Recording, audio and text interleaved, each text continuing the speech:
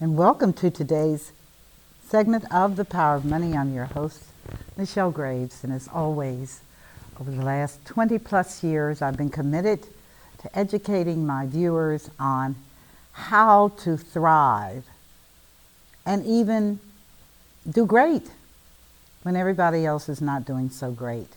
It does take a skill, takes a willingness to change your mindset and your outlook, and to recognize that, hey, it's me and my family, period. It starts there.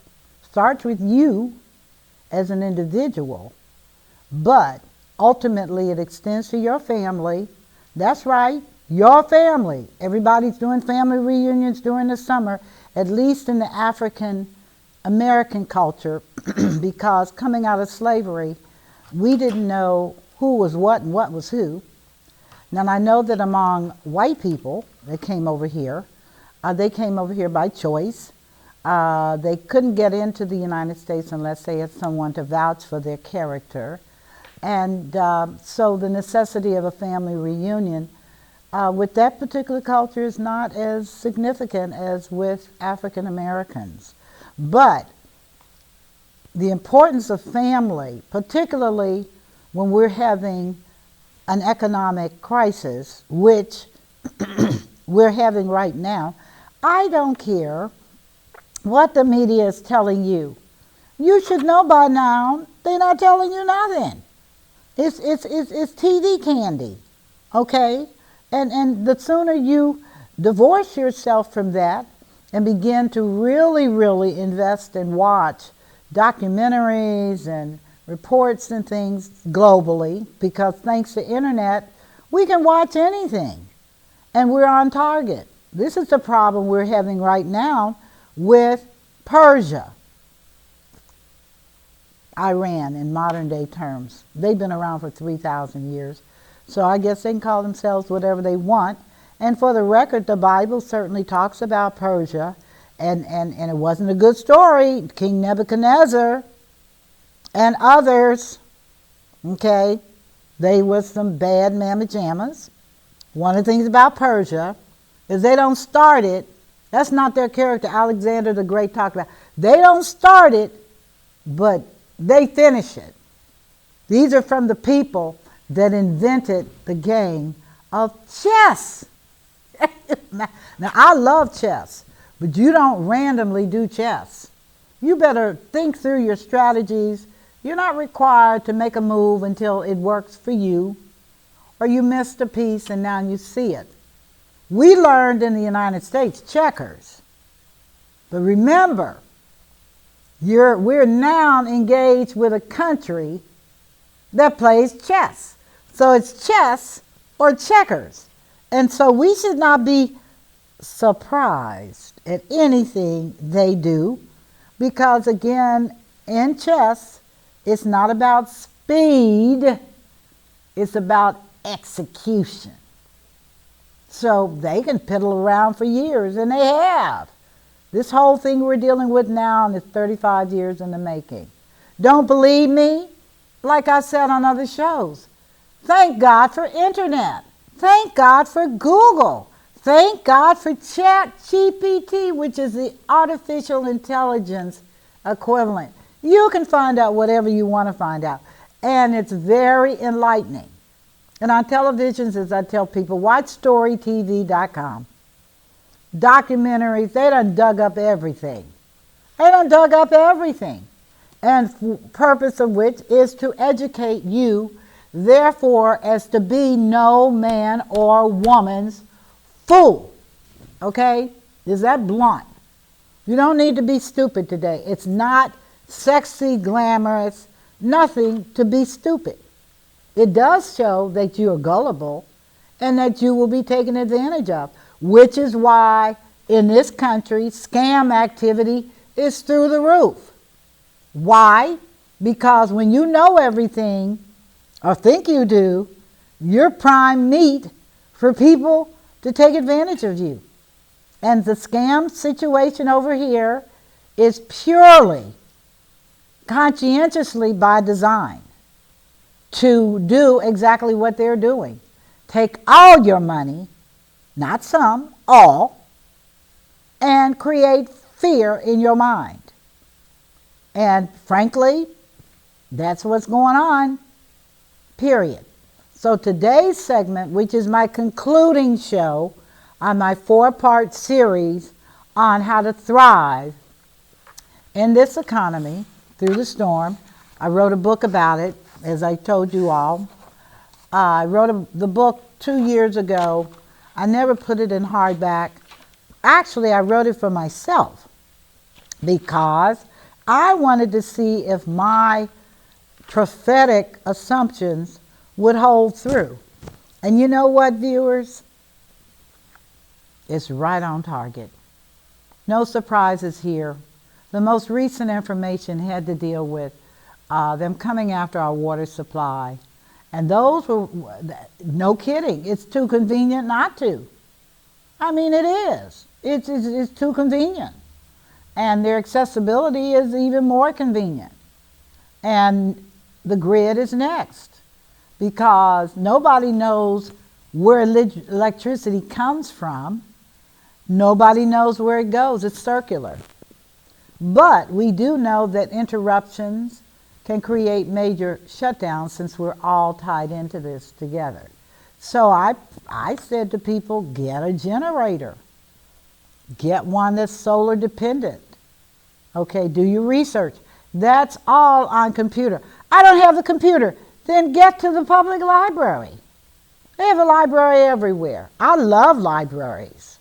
And I love them because they have everything. And if they don't have it, they can get it for you, and you can read it. Now, if you're not a reader and you're a video game advocate, a library is not going to really help you. But if you are really interested in deep diving and doing the research, you're going to find that the public library is phenomenal. In fact, I have a book here that they gave me because I love them. And I was hoping I could find it. Maybe I'll find it before this. Oh, here it is. I'll put it up here. This is from the Cincinnati Public Library, which is one of the top libraries in the United States, second to New York City. That's not a shabby reputation. If you want to know about your family's history, this is where you better go. If you want to find out about the economy, this is where you better go. They have computers free. They teach you how to use them in a class that's free. They're not funny with anybody. They're not racist. They're not xenophobic. They're not sexist. They're the library. And they're full of some of the nicest people you will ever meet in your life. I'm not exaggerating. They are wonderful people, and you need to avail yourself. But the session I'm dealing with today as conclusion is what you need to survive this economy right now. Because I don't care what other economists are saying, I'm not moved by that. I'm a professional myself. I went advanced studies in economics, international, capital, socialist, communist. I don't care. There are all ways to provide resources to the human population. Our country, as a capitalist country, whose focus is on individual profit and success, and the heck with everybody else, that's our system. The Chinese also do capitalism, and they're communists, meaning their government controls everything. You can live there housing free, rent free, food free. And of course they say, well, they don't pay much money. Well, how much money do you need if you're not paying for your essentials? The excess money you save, and they've done some incredible things. In fact, they're the #1 economic powerhouse in the world. You don't have to believe me. Google it. See for yourself. Their GDP is over 6%. Ours is half. Why are they successful and we're not? Because they're about taking care of their people, and we are about taking care of the individual. My money, my house, my car, My. And I'm like, man, that individualistic, selfish, self-serving mantra is not going to work in the emerging world we're in right now. People don't do stuff like that. They really don't. They're all connected. They're okay with it.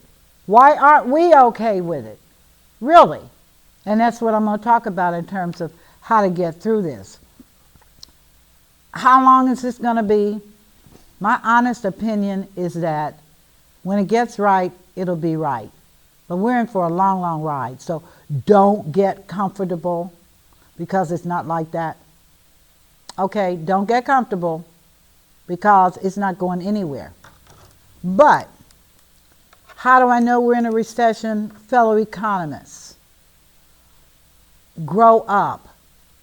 The methodology you learned was traditional, pure individual capitalism, affecting everybody but benefiting only a very few. We cannot go into an international world system like that. You can't. You're going to be jumped on. So how do you know we're in a recession? Job losses rise. I'm talking about overall, not month to month. Oh, the employment's up. The overall picture is that job losses are on the rise. Companies are closing, and the American consumer is not stupid. You're not going to shop where you used to shop because they're gone. I mean, they're gone. Businesses start closing or downsizing. Don't believe it? Go to the mall. In Cincinnati, Ohio, we have one viable mall left. Everything else is closed. Right. And the mall that is open caters to a very select clientele, which tells you they're not interested in people that don't have means and wealth. They're stores, high-end, unaffordable, period. So poor people go out there to shoplift, and the sheriff is there waiting to pick them up over a purse. Right. People stop spending on non-essentials. Who's going to buy that if you can get it cheaper or not at all? I mean, really. Facebook Marketplace has exploded because people recognize they can get things cheaper and they can get them right now. The same as a department store. You may not have the same vast selection, but who cares? It gets you what you want. The cost of living has gone up, but the wages have not. And any economist on the world will tell you that stagnant wages are a very bad sign. Look at France and look at England.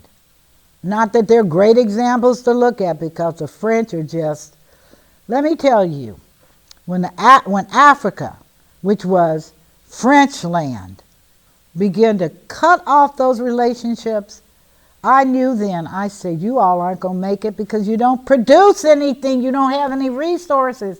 You have to steal everything. Theft is a red flag. You got to steal everything. You got to steal their gold. You got to steal their uranium. You got to steal. You can't negotiate. You got to steal. And you steal it because you said they're mine. They're not yours. Period. And that's why you got the boot. In England, you're next. You're going to get the boot too because people do not like thieves. Period. You pay for what you got. You don't overprice, which is something we need to learn. If you want the market, if you want the stuff to move off the shelves, price it to move.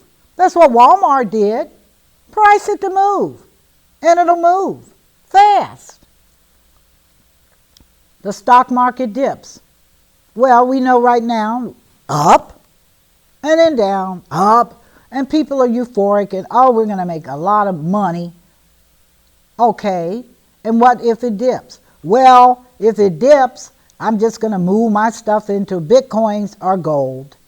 Okay, well, what if they dip? Well, Michelle, that's just so negative. You're sending out the wrong vibes. You're sending out the wrong vibes. You need to grow up. Okay, Earth, Wind, who was it? Not Earth, Wind, and Fire. what goes up, what must come down, spinning wheel. That's my generation. You feel it in your bank account. Why do you feel it even though nobody says it on the news? Well, you can't pay this high gas without feeling it. Anyway, I don't care who you are. School is starting. Wait till you see what they're charging for school clothes.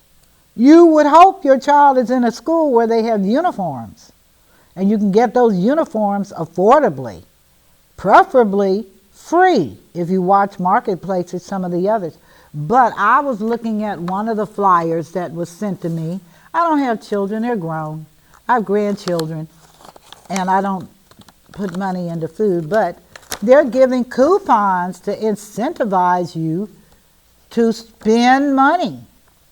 And it says some of them are 25% off and some of them are different, but it's so enticing until you figure out, how am I going to pay for this?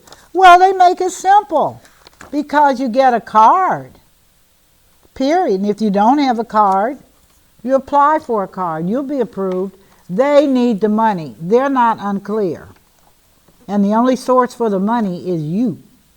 So they'll leverage credit so you can do it. But the fundamental issue is, how long you think you can do that? Because children are fickle. In 1 minute it's in style, and 1 minute it's not. And since so many of us, helicopter parents, I got to hover around, No, you don't. You put them to work. You let them know that that money just didn't pop up, that somebody had to work.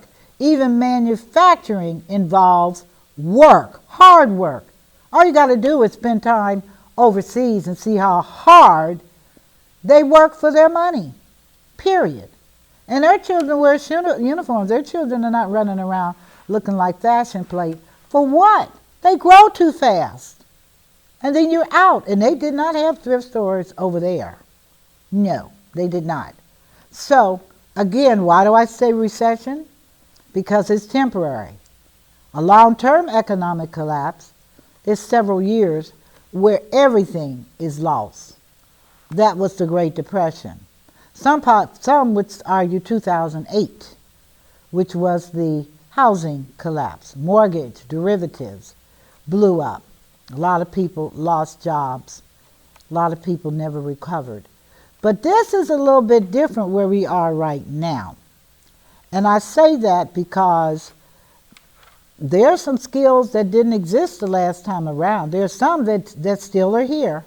But let's look at what the economy today looks like and why you can benefit if you change your mindset and recognize, I may have to go back to school to get up to par. State of Ohio and other states have that going on. Google it, or go to the state of you live in and find out what opportunities are available. All that is online. So what does that lead me to? The highest recession-proof skill right now are digital skills. Social media management, graphic design. In fact, ChatGPT can do that in less than a second. Content creation, ChatGPT can do that too. Email marketing, ChatGPT can do that too. And website design. Well, ChatGPT can do that too. What do you think you're looking at when you look at, right now, most of these social media, particularly Reels, all that's AI. I mean, when I saw a cat praying, and I was like, wow, that's different. But it got my attention, and in marketing, that's all you want. If you can get their attention, you can close the sale and make money. What else has survived, but not like digital? Essential trades and services, plumbing, electric, HVAC, car repair. Oh, I'm sorry, a computer can't work that. It can give you the information, but right now we don't have robots in this country to do that. However, don't get puffy, because in China and many parts of Asia, They do have robots doing mechanical work for people. Why? Because they don't get sick. Why? Because the data's current. Why? Because they don't make mistakes. That's not in their algorithms. However, you can get a job fixing them if you know how they work. Another job that's going to increase, again, is home cleaning and organizing. For people that have the means, they don't have the time, nor do they want to clean a house. Oh, that takes muscle to polish and all that stuff. But increased demand, really, to have people to come in, make sure they're bonded, because some will steal. Okay? Landscaping and handyman services. Everybody that has a home wants their front to look nice, and their back as well. And the more the high-end properties, you're going to see this. Those are skills that aren't going anywhere. I'm just giving you the digital. I've given you the essential trades and services. The third category is health and wellness. If I see another reel or discussion about healthy living, healthy eating, I'm just done. It's just overflow. But that is because the algorithm, the thing that watches what you watch, has determined that I like stuff on health and wellness. So it inundates me with everything. You can also, through that venue, home health care aid. Huge demand, huge. Seniors fall every day, and they need help. And they'll pay for it, or their family will have to take care of them. There's no other way. If you hurt yourself in the system today, you're going to need help, specifically for your activities of daily living. You're going to need help going to the bathroom. You're going to need help getting into bed. You're going to need help getting dressed. You're going to need help changing yourself, diapers and that type of thing. You still require help. Now, does that mean that robots are going to do that? They're going to do everything. I don't know if people are ready for that touch thing yet. Elder care support, that's all under health and wellness. Elderly need help. And if you think I'm kidding, trust me when I tell you, I'm not. They really need help. They're not walking around with a cane or a walker because it's cute. Okay, they need help and they're willing to pay. And I'll say this because the Africans that came over here have just about taken that market. They'll provide care, home health care, cooking, cleaning, everything that's necessary. They'll do it. You'll pay, but make sure they're bonded, make sure they have good references, and look at them. If they look kind of, then don't do that to your parents. Under health and wellness, fitness coaching. Never have I seen a surge of activity around fitness. And I don't care how you justify obesity, you need to be fit. Why? Because longevity is tied into fitness and how you eat. Your body can't process non-foods. Period. The body strains if you're overweight, puts too much pressure on your heart. It does. Try walking 2 or 3 miles and you are obese or overweight. You'll be sweating and puffing and everything else. But with proper training, you can turn that around. And then under health and wellness, and this is a biggie, mental health support and coaching. Yeah, there are a lot of people out here that are struggling and having a tough time. Trauma. Everything. Job loss. Kids crazy. Parents crazy. Think I'm kidding? Google New York Times, children divorcing parents. The number of people that have cut off entirely their relationships with their parents. They don't want nothing to do with them. And the New York Times was so shocked at the outpouring of conversation about getting rid of your parents. And parents, I'm saying to you, before you start talking about getting rid of them, they may already be having a conversation about getting rid of you. Because children remember everything that happened. When they were younger, they don't have nothing else in their brains. So they know when you were carrying on, and they know when you were a hypocrite, and they know all the above. And now that they're adults, they don't want you near their children. They don't want you visiting them. They don't want your money, maybe. And there we are.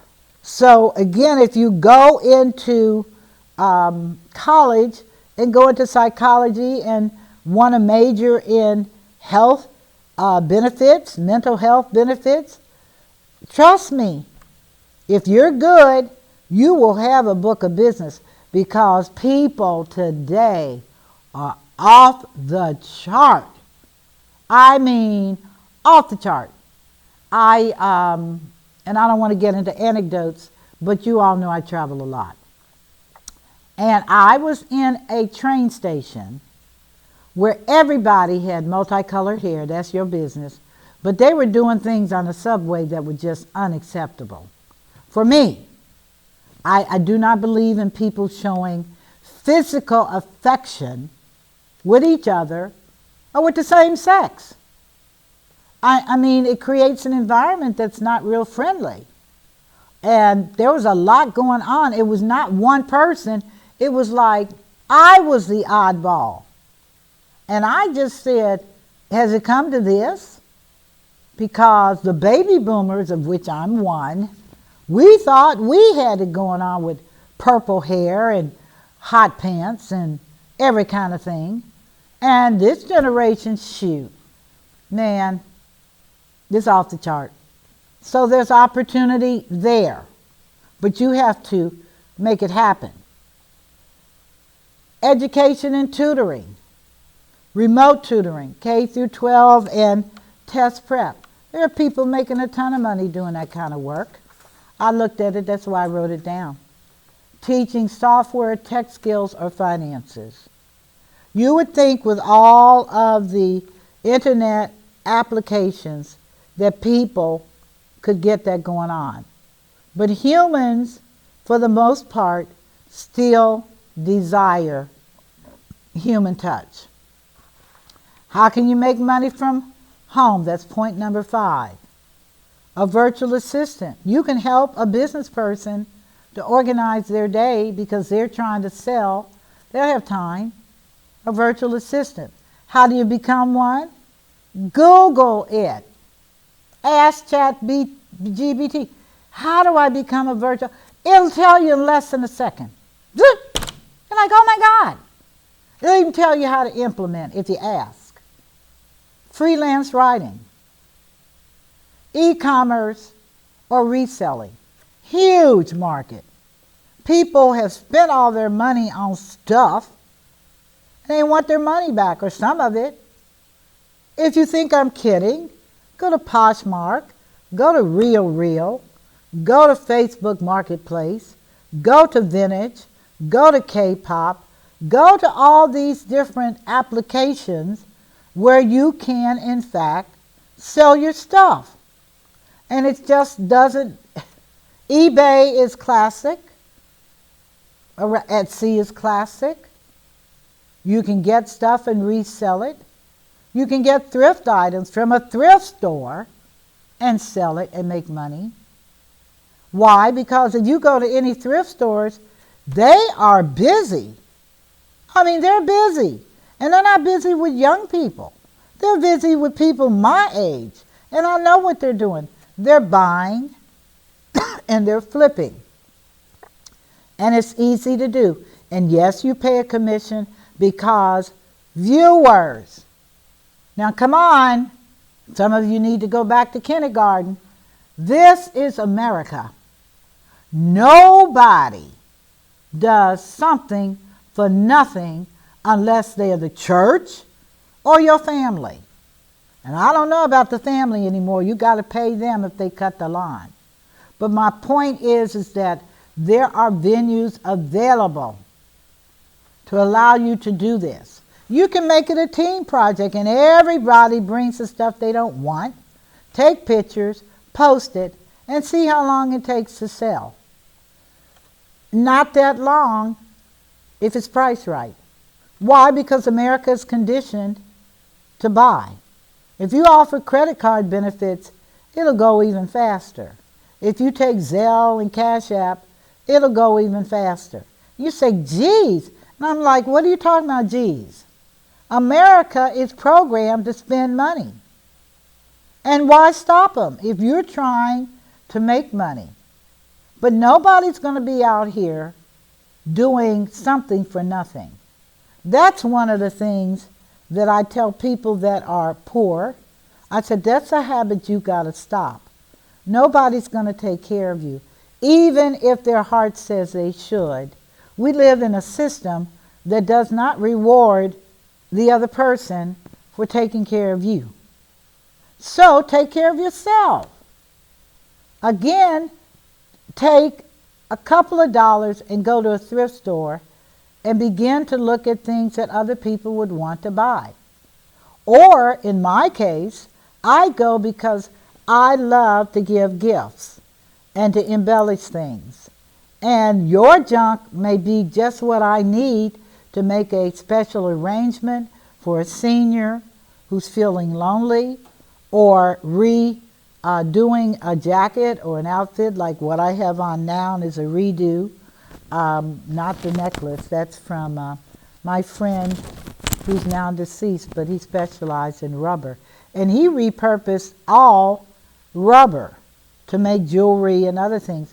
Well, fast forward, in Burkina Faso, they're using all that rubber that they have from trucks and everything. They're repurposing it and making their roads. Yeah, their roads are made from the rubber from the tires. Now, why can't we do something like that?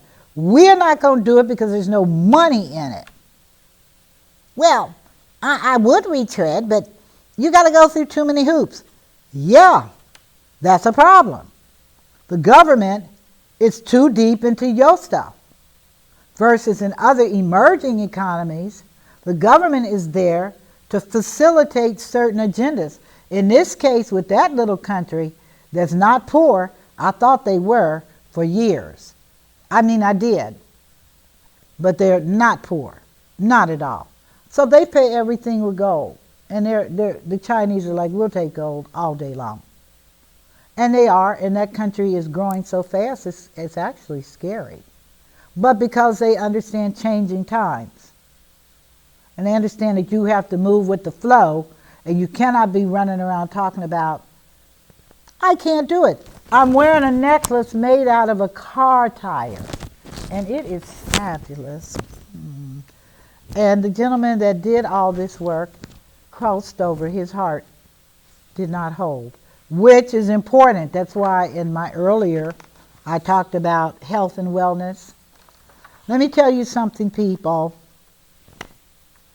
If you don't take care of yourself, and right now we're in stressful situations. People are dying, in case you haven't looked around. A whole lot of people, young and old, are leaving. Why? Because they didn't take care of themselves. They didn't do yearly physicals. That's a must. A lot happens. Okay, and at my age, I go for checkup every 4 to 6 weeks.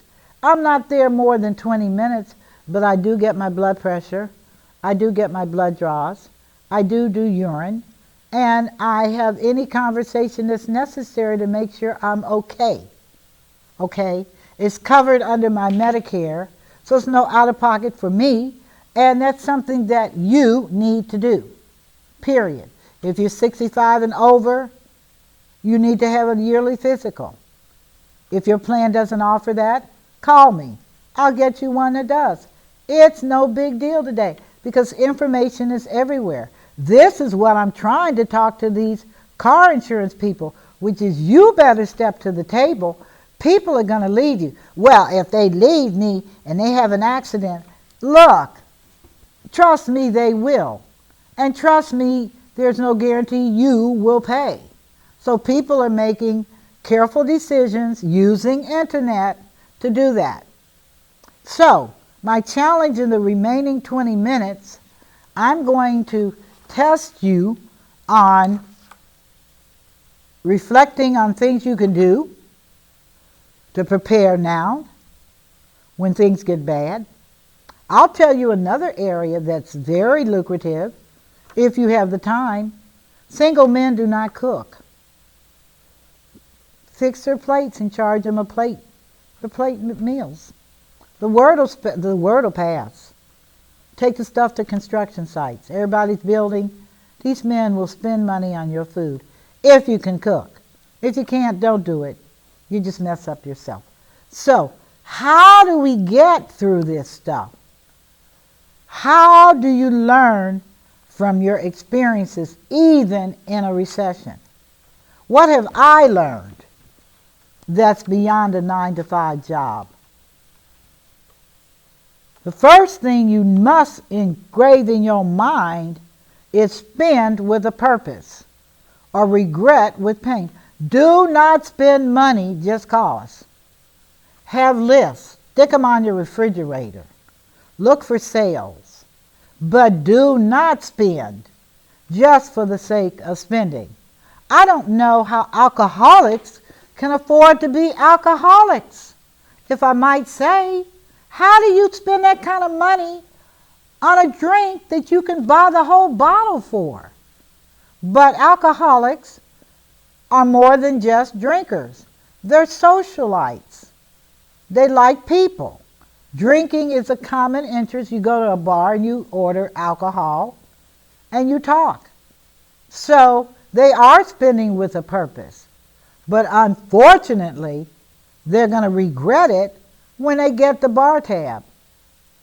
They're going to be like, what was I? And I will tell them, drunk, crazy. So let's talk about getting through this.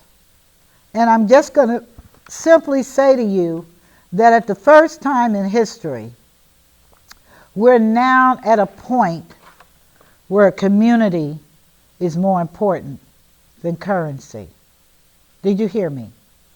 Community is more important than currency.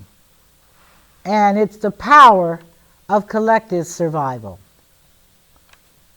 You can barter off everything and anything. It matters in a storm because you can swap children for daycare. You can encourage and be in groups that are healing and encourage emotional stability. It's nothing greater than knowing you're not the only person going through this. When another person shares what their experiences are, it can help.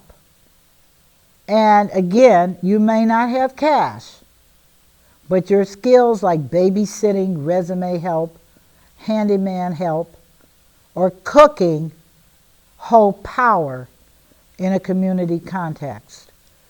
In the resources that I provide, there are organizations out here today that are feeding hundreds of people food every day. I'm serious. And you can be a part of that. Google and find out. Case studies. Community garden provides produce for 15 families who then cook meals for shut-ins and seniors. I'm just saying to you, that is free. But that solidifies community and helps you to become a more caring person and a more grateful person. Because one of the things I have noted about this generation, baby boomers included, whatever happened to thank you? Whatever happened to God, I'm so grateful that I'm not 6 feet under and that I'm not 6 feet above the earth and starving. Whatever happened to those type of things? You can reinstitute thanking by thanking a person and waiting to hear a response. Just stop and look at them. And they're, you're welcome. I'm like, come on.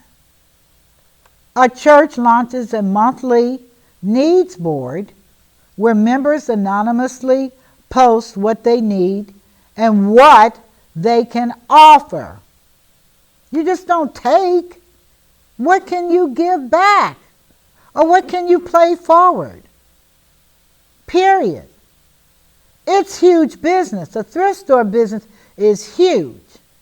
And they turn around and take those clothes that were given to them, those articles, and they resell them. And they make profit. And they say, I'm using it to help people that don't have any skills. I said, I don't know your operation, but I just don't think it's right for you to get this stuff free and then charge people to buy it.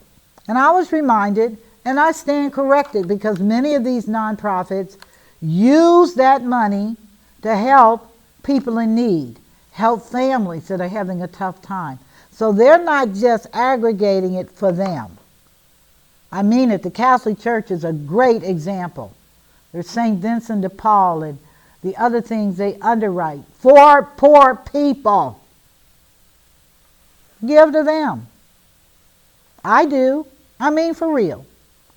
I do not want people paying money for stuff I gave away. Period. And finally, recognizing a neighborhood tool library, a ride to work. Speaking of tools, and I got a ton of them, I would love to have a situation where people could do their own repair and even have a real live repair clinic where they can learn how to do little things rather than having them fall apart. I would love to have grandmothers teach children in a classroom setting and even pray for them, because grandparents just have a different way of doing stuff. They just do. So, key points. Start small. Offer something small. A ride, an extra meal, babysitting.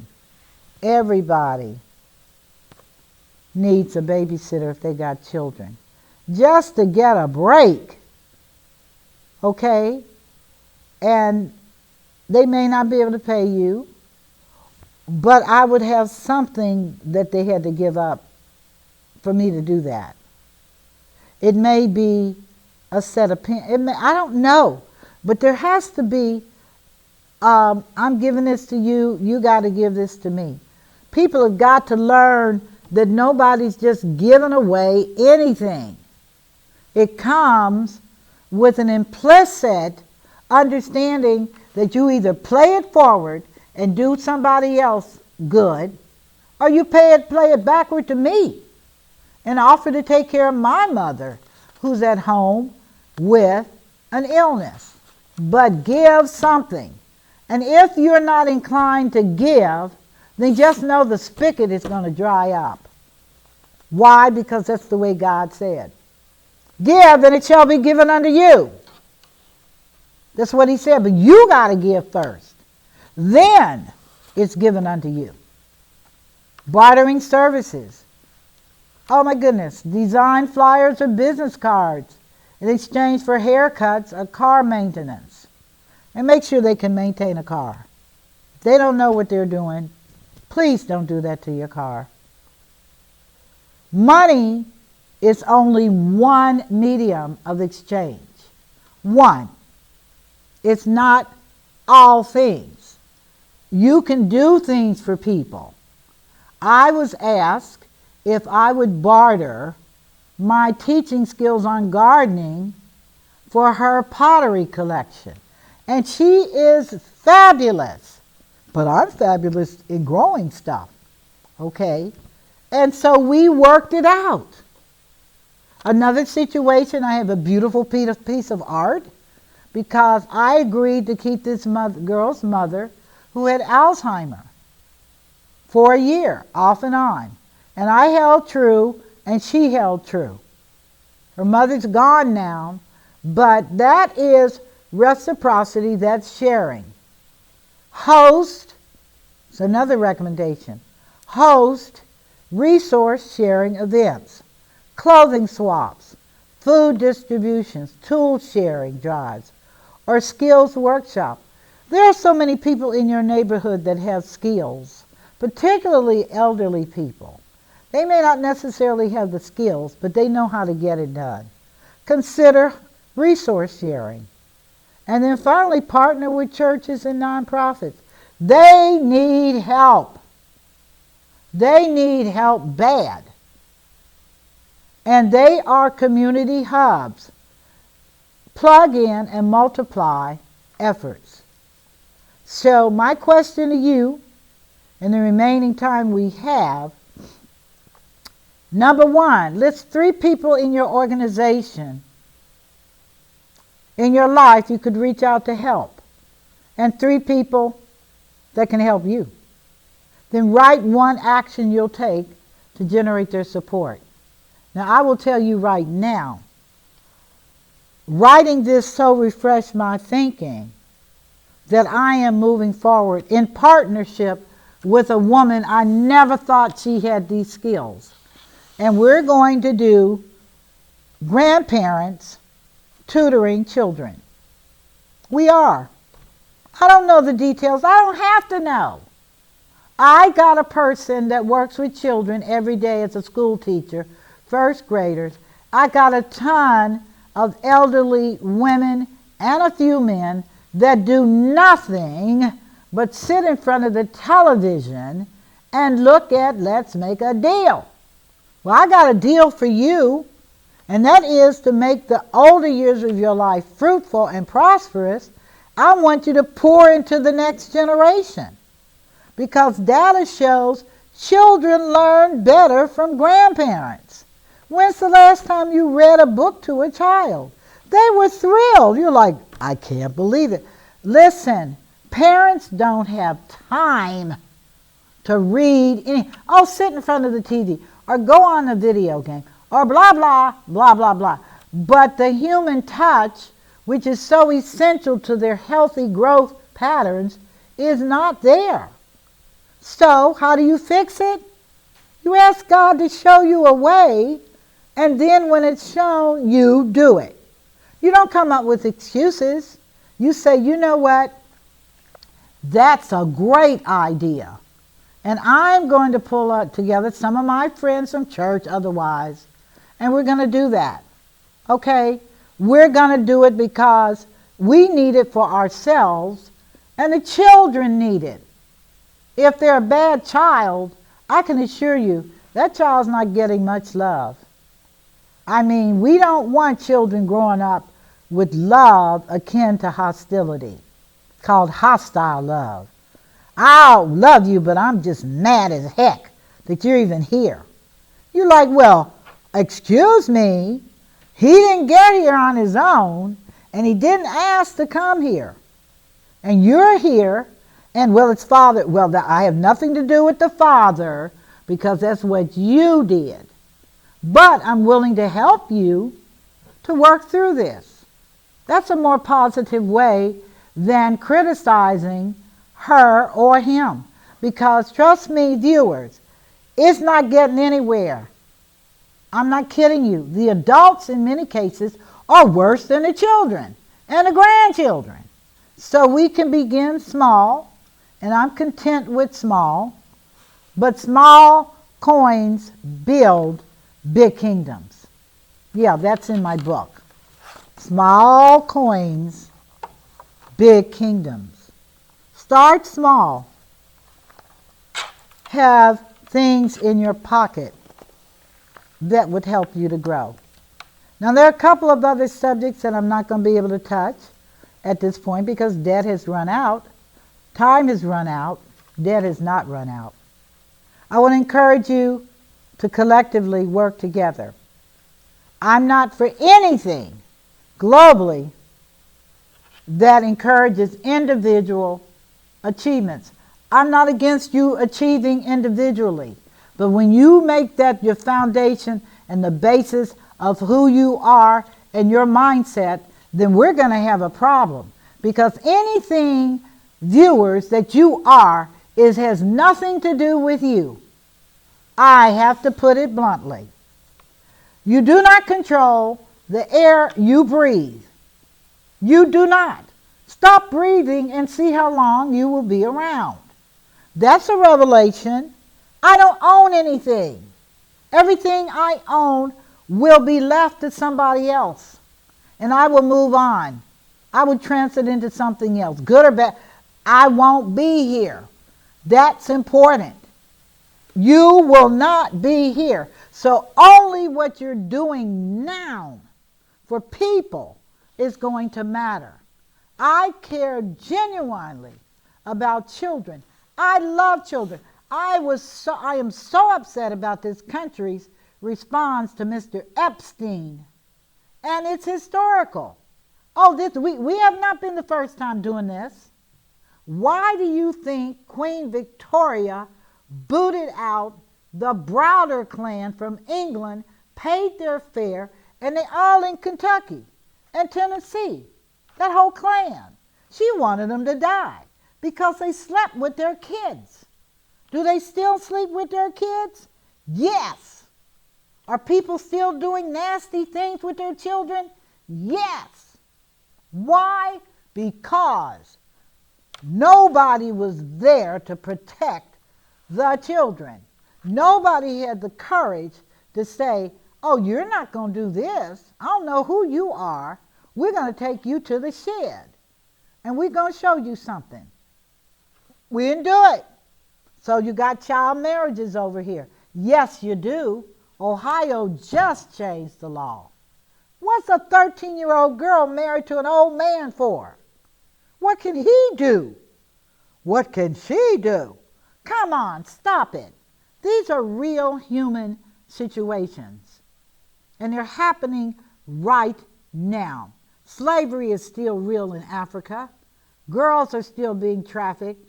Very high-profile people are getting ready to go down. You're getting ready to see more than the group. Oh, the group is huge. There's so many people out here doing that kind of stuff. It's not funny. And it starts with you teaching them how to love and how to receive love. It's teaching you to teach children about wealth, not monetary wealth, but model wisdom and strategy. Teach them.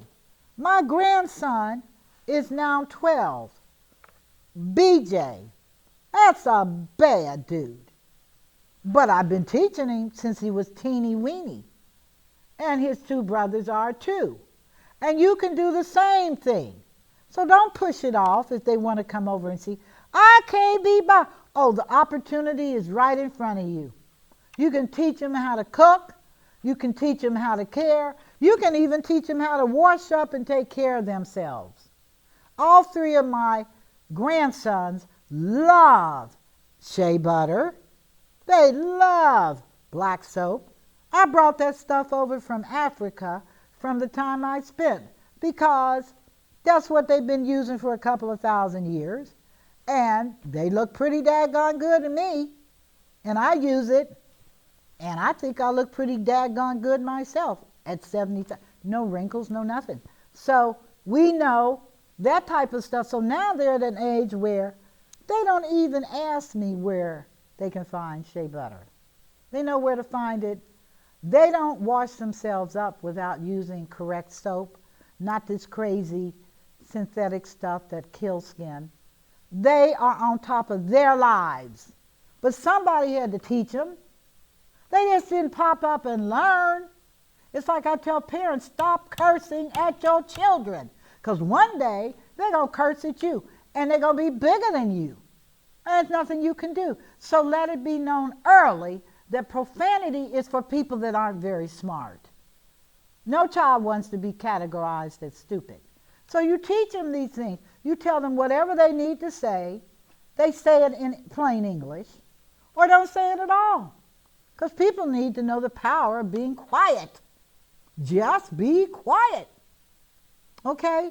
So you can see over these 4 sessions, you've learned some things, what to do, what not to do. You understand the economic system. You understand where we're coming from. And all of you, I thank you for your willingness to learn and to grow. And I will continue to teach what you don't want to learn, because you got to learn it from somebody. And at the point you've mastered it, then you play it forward and you teach it to somebody else for real. And I close out today's session, part 4 of 4 of learning how to thrive. I'm the Money Lady. Great to be with you. And God bless all of you during these difficult times. Bye-bye.